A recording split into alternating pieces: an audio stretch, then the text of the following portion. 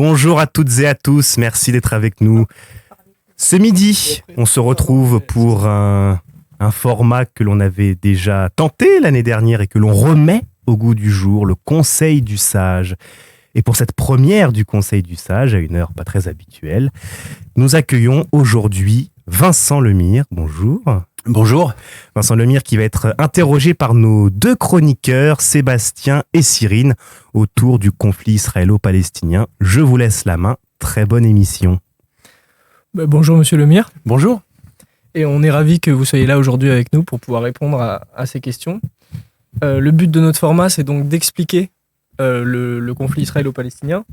Je me suis pas mal basé sur votre livre, donc Israël-Palestine, anatomie d'un conflit, que vous avez écrit en partenariat avec Thomas Snegarov, qui est un historien et un journaliste français. Mmh. Et je peux vous laisser vous présenter succinctement. Ouais, je suis très content d'être là d'abord. Moi, je suis enseignant, chercheur à l'université Gustave Eiffel depuis 2008, donc ça fait longtemps, qui s'appelait avant l'université Marne-la-Vallée. Je suis historien de formation. J'ai travaillé assez longtemps à Jérusalem, d'abord comme chercheur dans les années 2012-2014, et même avant, pendant ma thèse, dans les années 2000. Puis j'ai été directeur du Centre de recherche français à Jérusalem, qui est un labo CNRS, qui fait partie des labos CNRS hors métropole, de 2019 à 2023. Je suis rentré en fait à l'été 2023, donc juste avant le 7 octobre. Et effectivement, j'ai fait ce livre avec Thomas. Et ce qui nous rapproche de la situation là d'aujourd'hui, c'est que c'était un podcast avant. Hein. Donc avant, avec Thomas, on était au micro et effectivement, ça a eu pas mal de succès. Ouais, c'est justement ce que j'ai compris dedans, parce que dans l'avant-propos, votre confrère explique que France Inter l'a contacté pour lui proposer justement un podcast pour pouvoir expliquer ce conflit. Et donc, vous avez décidé d'en rédiger un ouvrage. Avant, pour éviter toute redondance, je vais me permettre de vous appeler vous pour parler de vous et de votre confrère. Bien sûr. Et donc, dans l'avant-propos, vous écrivez « C'est une évidence, la guerre entre Israël et le Hamas n'a pas commencé le 7 octobre. » Vous poursuivez en affirmant que seule l'histoire et le temps peuvent donner du sens à des événements qui, en apparence, n'en ont aucun. Alors, pour commencer, quel est le sens de tout cela ? Vous évoquez ensuite l'émotion qui prend le dessus lorsque la connaissance fait défaut. Donc ça va amener à ma première question. Que répondez-vous à quelqu'un qui affirmerait que le conflit a commencé le 7 octobre ? Quel argument mobiliseriez-vous ? Que ce soit à travers, par exemple, son histoire, les accords Sykes-Picot, la déclaration Balfour ou même la chute du panarabisme de Nasser qui aurait pu changer quelque chose. Mmh. Mais ça me semble être effectivement le bon point de départ. C'est la bonne question pour démarrer. Moi, je suis historien, donc par définition, pour un historien, que ce soit ce conflit-là ou en fait n'importe quel autre, ne démarre jamais ni aujourd'hui, ni hier, ni avant-hier, quoi. Tout a des racines profondes, et ce conflit plus que tout autre. Et effectivement, quand avec Thomas Snegarov, on a pris la décision de faire ce podcast dans l'urgence, hein, c'est-à-dire que effectivement la direction de France Inter nous a demandé de fabriquer ça. On l'a fait, on a enregistré les 6 épisodes en une matinée. Et ça a été monté ensuite en moins de 48 heures, et vendredi suivant à 6 heures du matin, c'était en ligne, quoi. Donc il y avait un caractère d'urgence parce qu'effectivement il y avait un traumatisme. Que quand les gens sont traumatisés, une des façons de les sortir du traumatisme, c'est d'ajouter du sens, des explications, quel que soit leur positionnement par rapport au conflit. En fait, moi, il y a beaucoup de gens qui m'ont écrit et je voyais très bien qu'ils avaient des positionnements radicalement différents par rapport au conflit, les uns et les autres. Et ils me disaient, ça nous fait du bien parce que, en fait, au lieu que ça se passe tout dans le ventre ou dans le cœur éventuellement, en fait, quand ça se passe dans la tête et dans la raison, ça nous aide en fait à canaliser nos émotions, à réguler nos émotions. Donc, évidemment, le conflit israélo-palestinien n'a pas commencé le 7 octobre. Il n'a même pas commencé en 1948, en fait, au moment de la création de l'État d'Israël. On pourrait dire, pour reprendre la chronologie de ce podcast, qu'il a commencé à minima en 1897. 1897, c'est... avec les premières conférences sionistes. Voilà, c'est... on va dire, l'institutionnalisation du projet sioniste par Theodor Herzl en août 1897 à Bâle. Et c'est là qu'on a un projet national concurrent par rapport au projet national arabe-palestinien. Et donc, voilà, sur le plan, on va dire, idéologique, historique, les choses sont en place. Après, ça prend du temps. Alors, dans le Dans ce podcast, on a choisi 6 dates, des dates en 7. Moi, je suis prof, donc je sais que ça peut aider. 1897, 1917, la Première Guerre mondiale, 1947, le plan de partage, 1967, la guerre des 6 jours, 1987, la première intifada, et puis on termine avec 2007, en fait, la prise du pouvoir par le Hamas dans la bande de Gaza. Donc on voit bien qu'on a tous ces éléments-là qui expliquent ce qui arrive aujourd'hui, et ce qui arrivera sans doute d'ailleurs demain. Justement, vous me lancez sur ma deuxième question. C'est justement sur cette année 2007. Vous parlez de cette année 2007 comme un tournant majeur, le tournant majeur du XXIe siècle, bien sûr, avant le 7 octobre. Et donc, est-ce que vous pouvez nous parler de cette dichotomie entre le Hamas et le Fatah, anciennement OLP ? Alors, pour être précis, le Fatah, c'est pas anciennement OLP. Le Fatah, c'est un des partis de l'OLP. Et ça, c'est quelque chose, les gens qui nous écoutent doivent bien se mettre dans la tête. L'OLP, c'est, comme son nom l'indique, c'est l'Organisation de libération de la Palestine. Donc, en vocabulaire, c'est une forme de confédération, d'accord ? C'est une confédération de partis. Et parmi ces partis, il y a le Fatah, d'accord ? Mais il y en a d'autres. Je dis ça parce que, très concrètement, depuis quelques années, se pose la question de savoir si le Hamas pourrait rejoindre ou rejoindra l'OLP. Ça s'est posé plusieurs fois. En tant que le Hamas se considère comme une organisation de résistance palestinienne, leur participation à l'OLP en tant que confédération des résistances palestiniennes pourrait tout à fait se justifier. Ça a failli se faire en fait après 2006. En 2006, il y a des élections législatives en Palestine. C'est les dernières élections législatives qui se sont tenues. Se sont tenues dans de très bonnes conditions. Les listes électorales étaient correctes, les observateurs internationaux étaient là. Ils ont tous dit que ça s'était bien passé, il y avait eu des campagnes, etc. Et le Hamas a gagné ces élections. Il les a gagnées, j'allais dire, à la loyale. Et pas seulement à Gaza. À Gaza, bien sûr, mais aussi dans la plupart des villes de Cisjordanie, à part à Ramallah et à Bethléem, où c'était moins net. Parce que le Hamas est un parti de résistance islamique, et à Ramallah et Bethléem, il y a des populations chrétiennes qui sont très importantes. En 2006, le Hamas remporte les élections. Donc le président Mahmoud Abbas nomme Ismaël Haniyeh en Premier ministre. Et bon, c'est une forme de cohabitation, on va dire, mais qui n'a pas fonctionné parce que la communauté internationale a pris une décision, c'est d'empêcher le Hamas de gouverner. Ça pouvait s'expliquer dans le contexte de l'époque. L'Union européenne considérait que le Hamas, branche militaire et branche politique, est une organisation terroriste.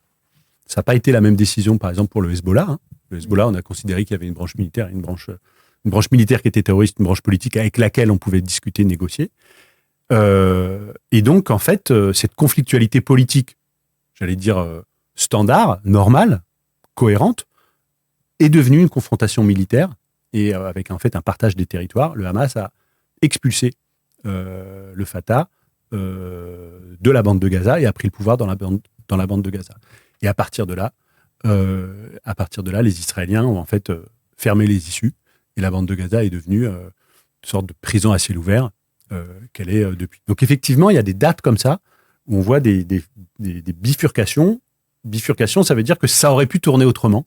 Et ça, pour l'historien, c'est vachement important. C'est-à-dire d'éviter cette espèce de discours sur le conflit éternel, le conflit inéluctable, l'enchaînement inéluctable. C'est pas vrai. Ce que montre ce podcast Anatomie d'un conflit, et ce que j'essaie toujours d'expliquer à mes étudiants, c'est que ce conflit, comme tous les autres conflits, il aurait pu tourner autrement, et donc il peut encore tourner autrement. C'est aussi de sortir de cette espèce de paradigme du tragique où on a l'impression qu'on marche vers la catastrophe de façon absolument inexorable.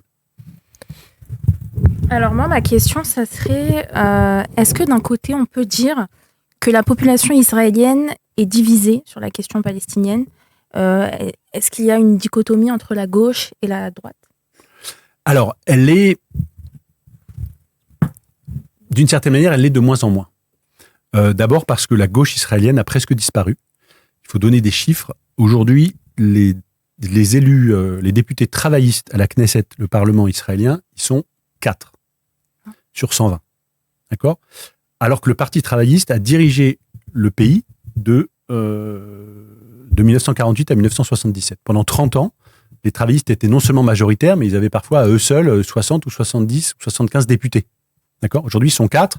Et quand ils vont passer en dessous des 3,25%, ils ne seront plus du tout. Donc, d'abord, la gauche israélienne, elle a quasiment disparu. Pourquoi ? Parce qu'elle a investi tout son capital politique dans ce qu'on appelle le processus d'Oslo, processus de négociation avec l'autorité palestinienne dans les années 90. Ce processus a échoué pour plein de raisons. L'échec a débouché sur la deuxième intifada, qui était encore plus violente que la première, de 2000 à 2005, et sur la montée en puissance de la droite, puis de l'extrême droite israélienne. Donc, voilà, la gauche d'abord, la gauche institutionnelle, la gauche électorale, elle est de moins en moins représentée. Les seuls partis d'opposition qui sont vraiment forts à la Knesset aujourd'hui, paradoxalement, c'est des Palestiniens d'Israël. Hein, c'est des élus arabes palestiniens de citoyenneté israélienne. Donc, c'est quand même 20% de la population. Ils sont aujourd'hui entre 12 et 14 députés. Hein, donc, à peu près 10% de la Chambre des députés. Et eux, évidemment, ils ont une position beaucoup plus forte sur le conflit.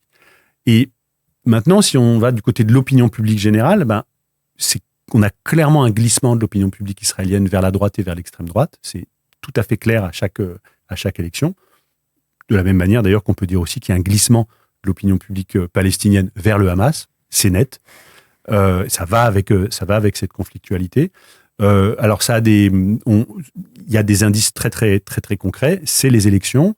C'est le fait qu'aujourd'hui, Benjamin Netanyahou, qui à une époque a gouverné avec le centre droit, aujourd'hui gouverne avec l'extrême droite, et avec des partis qui sont vraiment des partis suprémacistes, racistes, avérés, dont certains étaient même carrément interdits d'élection à la Knesset il y a encore quelques années. Donc ça dit quand même beaucoup de choses. Et puis il y a autre chose, de façon plus récente, on a tous entendu parler du plan extrêmement délirant, en fait, du plan Trump d'expulsion des populations de Gaza. Ce qui est terrible à dire, c'est que les sondages qui sont réalisés en Israël aujourd'hui, et les sondages sont assez précis, israéliens, c'est 9,5 millions d'habitants, dont 7 millions de juifs israéliens, donc c'est assez facile de faire des sondages en Israël. Plus de 75% des Israéliens aujourd'hui soutiennent ce plan. Et selon certains sondages, plus de 80%. Donc, vous voyez que ça transcende en fait les barrières droite-gauche. Et là, on a aussi une des conséquences du 7 octobre, c'est-à-dire une forme de radicalisation de l'opinion publique israélienne et qui transcende à la limite les références partisanes.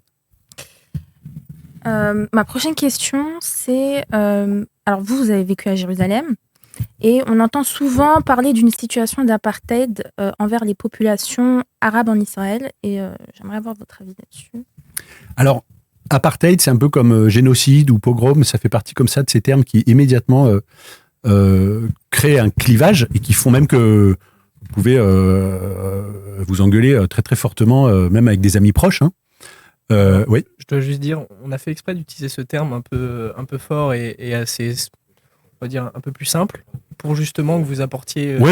Non, mais alors moi j'ai aucun, moi j'ai pas de problème en fait avec l'usage du terme. Et je pense que tous les termes doivent être discutés, y compris génocide, ça relève du vocabulaire juridique, y compris pogrom, y compris terrorisme. Je suis un de ceux qui a écrit juste après le 7 octobre pour dire on peut pas discuter que le 7 octobre 2023 c'était une action terroriste.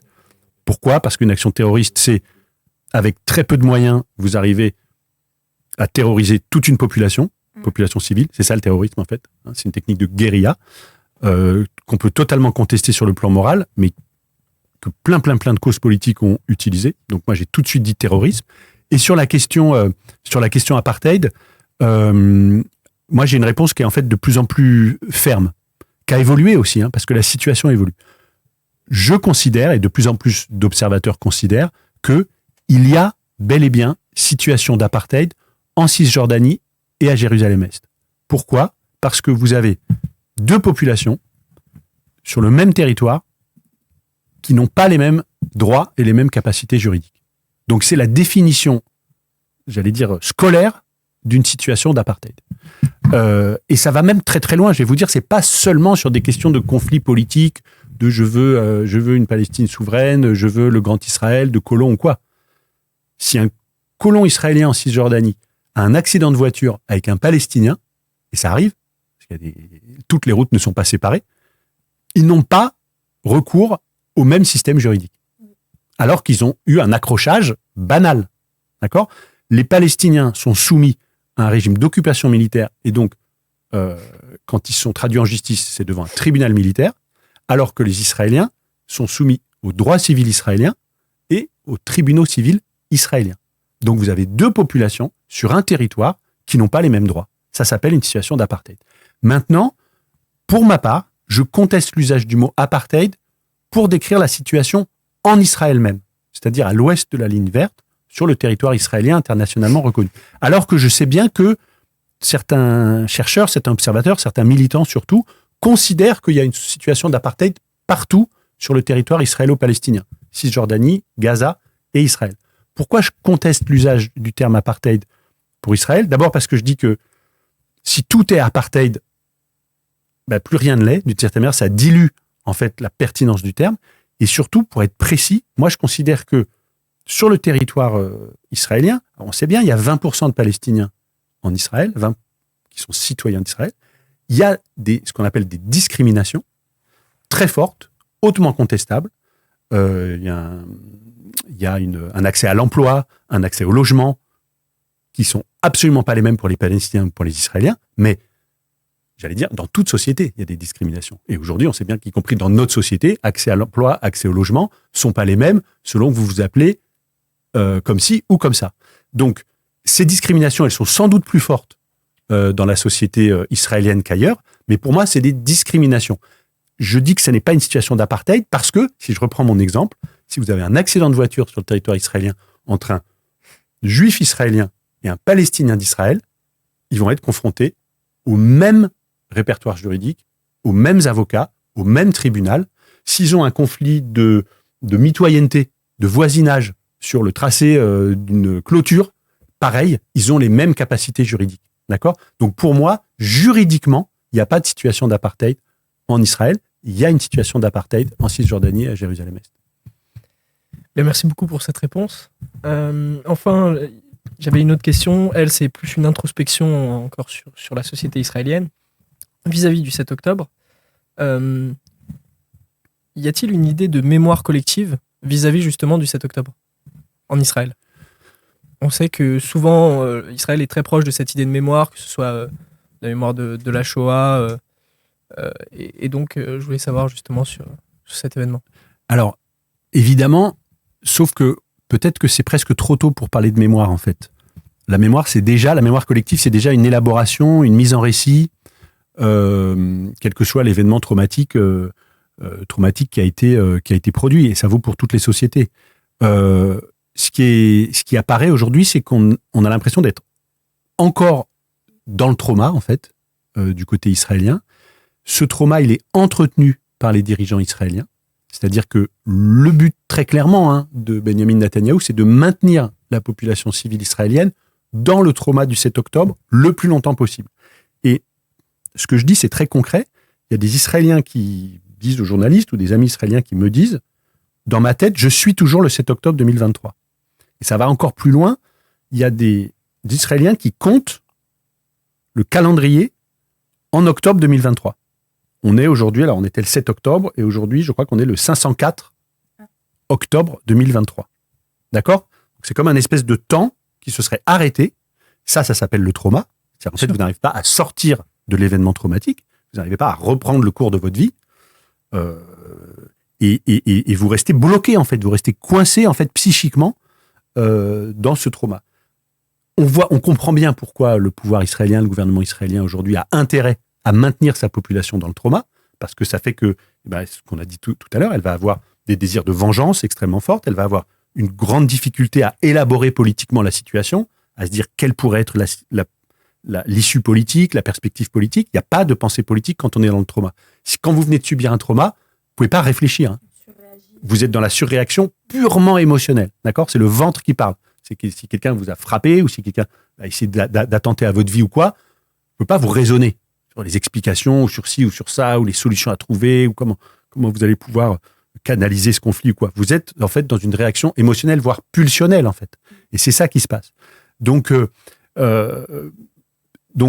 effectivement, on est presque dans une situation, dans un contexte pré-mémoriel du côté israélien, mais c'est vrai qu'on voit aussi des formes déjà de témoignages de ce que ça pourra donner, c'est-à-dire qu'il y a un peu partout dans l'espace public israélien des photos des otages, vraiment partout.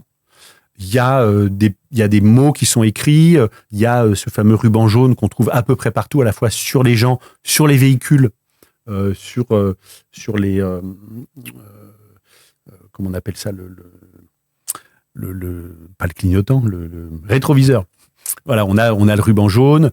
On va avoir autour de la bande de Gaza, dans les kibboutz qui ont été attaqués par les terroristes du Hamas, vous allez avoir pareil des espèces de mémoriaux un peu spontanés. Mais vous voyez, pour l'instant, c'est pas encore une politique de mémoire, j'allais dire justement politique, publique, avec une prise en charge du récit. Qu'est-ce que c'est qu'une prise en charge publique, politique du récit ? Ça permet aux individus de s'en sortir, justement. Hein ? C'est quand la puissance publique prend en charge le récit, prend en charge le trauma, on peut construire un monument, un mémorial, un historial, tout ce que vous voulez.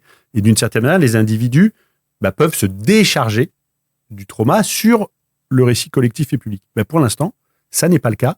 Ils font chacun comme ils peuvent, chaque famille, Alors, il y a des familles qui sont endeuillées, qui ont déjà enterré un proche, il y en a, c'est un otage, il y en a, ils savent pas s'il est mort ou pas mort. Donc, chacun bricole un petit peu avec des espèces de petits mémoriaux individuels devant les maisons, sur les façades des maisons pour s'adresser aux voisins, ou là où les gens sont morts, un peu comme on voit sur nos routes en France, des fois, avec un petit bouquet ou quelque chose comme ça, qui permet de...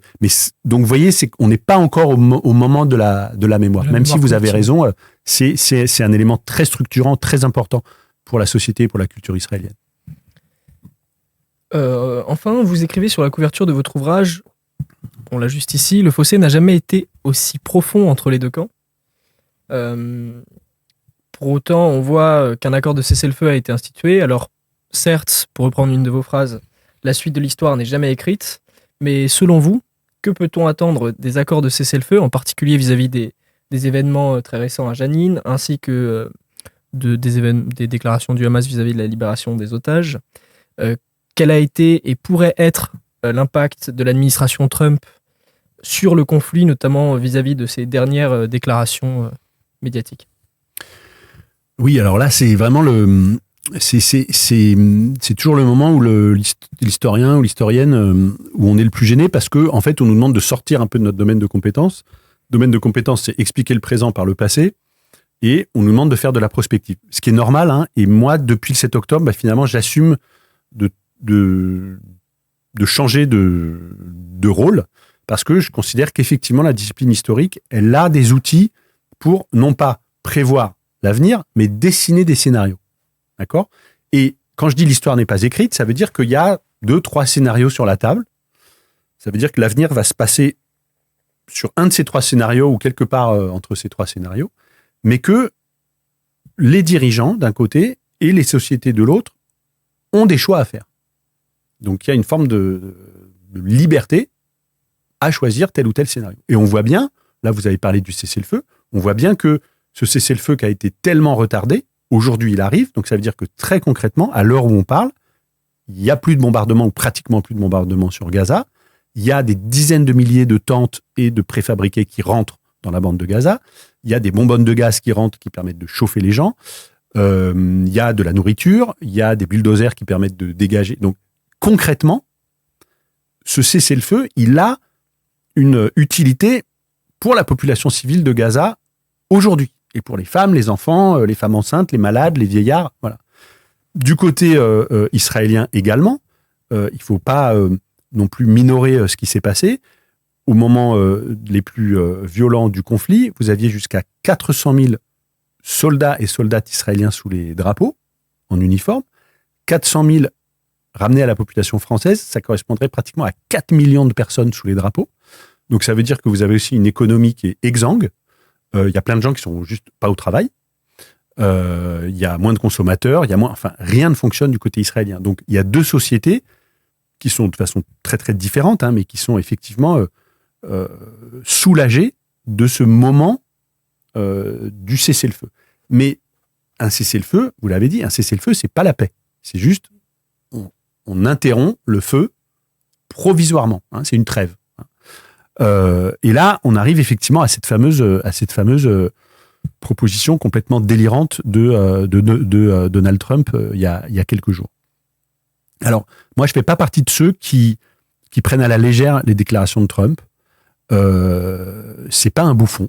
C'est pas parce qu'il parle comme un bouffon, je dis bouffon au sens historique du terme. Bien sûr. Je veux dire, c'est pas parce qu'il s'entoure de gens complètement perchés, c'est pas parce qu'il parle avec 3 mots de vocabulaire en répétant toujours les mêmes choses, etc. C'est toujours cohérent, c'est toujours... il sait exactement où il va, et sur le conflit israélo-palestinien, on sait où il veut aller. Ses alliances, ses loyautés vont du côté de l'extrême droite israélienne. Il n'y a aucun problème. Et ce qu'on a vu à Washington, c'est du jamais vu en fait. On a vu un président américain qui allait presque plus loin que ce que lui demandait explicitement son visiteur israélien. En l'occurrence, Netanyahou. Donc, on marche sur la tête en fait. Logiquement, dans une géopolitique normale, vous avez Netanyahou qui vient à Washington, qui demande ci ou ça, et le président américain qui essaye de le réfréner ou de réguler, ou etc. C'est ce qu'on voyait avec Biden. Ça marchait pas trop, mais c'est ça le truc normal. Et encore une fois, en plus, ça marchait pas trop. Moi, je l'ai plusieurs fois dit, j'ai été critiqué pour ça, mais Biden, Blinken n'ont sans doute pas fait assez, mais s'ils avaient rien fait, je pense que la situation aurait été encore pire depuis 15 mois. Ils ont réussi d'une certaine manière à réfréner les projets israéliens. Là, c'est complètement l'inverse. Non seulement Trump ne réfrène pas les projets de Netanyahou et de l'extrême droite israélienne, mais il les devance et d'une certaine manière, il les anticipe et il les exagère. C'est-à-dire qu'ils n'en revenaient pas, les ministres israéliens d'extrême droite, d'entendre le président américain dire tout haut ce que eux pensent tout bas et qu'ils osent pratiquement pas dire. Pourtant, je crois bien que vous disiez il y a quelques semaines que Netanyahou avait justement peur de Donald Trump et de la politique que pourrait mettre Trump en Israël. Alors non, je crois pas que c'est pas moi qui ai dit ça, parce que alors là, j'ai plusieurs fois fait des déclarations publiques quand on a essayé de nous vendre cette histoire que Trump avait menacé Netanyahou et avait obtenu le cessez-le-feu. Je crois que je l'ai écrit même dans une interview dans le journal Libération juste après le cessez-le-feu. J'ai dit, moi, j'achète pas. Oui, je vous ai entendu dire que c'est le plan Biden. Vous preniez très au sérieux justement les déclarations de Donald Trump. Je les prends au sérieux pour ce qu'il veut faire. Mais par contre, j'ai tout de suite dit que je ne croyais pas que Trump avait menacé Netanyahou. J'ai dit, ce qu'il a sûrement fait, c'est qu'il lui a fait des promesses. Et les promesses qu'il lui a faites, on est en train de les voir là.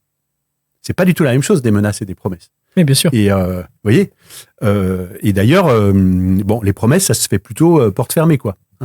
Et donc c'est sans doute ce qui s'est passé.